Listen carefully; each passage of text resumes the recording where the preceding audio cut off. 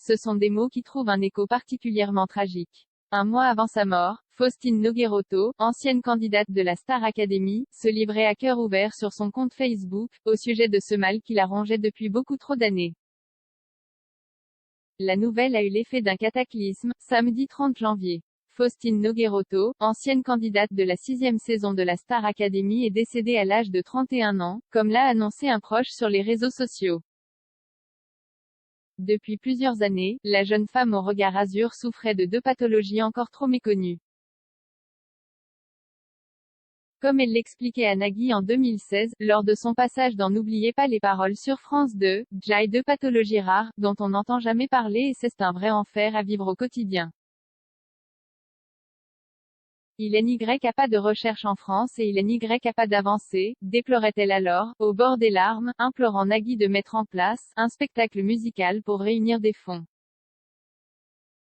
Après la terrible annonce de la mort de Faustine Nogueirotto, Nagui s'est engagé à travailler sur ce projet auquel la jeune femme n'aura malheureusement pas pu assister.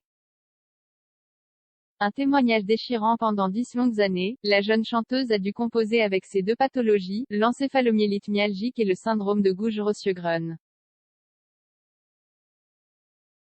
Le 29 décembre dernier, un mois avant sa mort, Faustine Nogueirotto avait d'ailleurs livré un témoignage poignant sur les difficultés qui rythmaient chaque moment de son quotidien.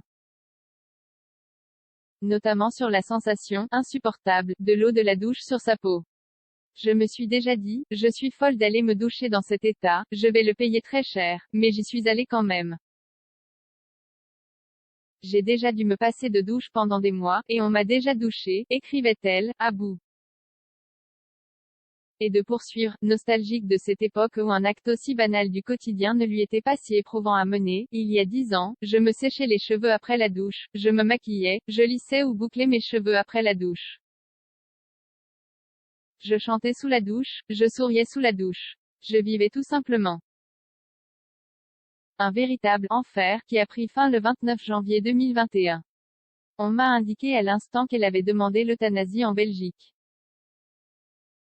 Elle s'est éteinte entourée des siens, mettant fin à sa douleur, a précisé son ami, Johan Margulies. J'ai déjà pris des douches dans le noir avec pour seule lumière une petite bougie. J'ai déjà pris ma douche assise. Posted by Faustine M. on Tuesday, December 29, 2020.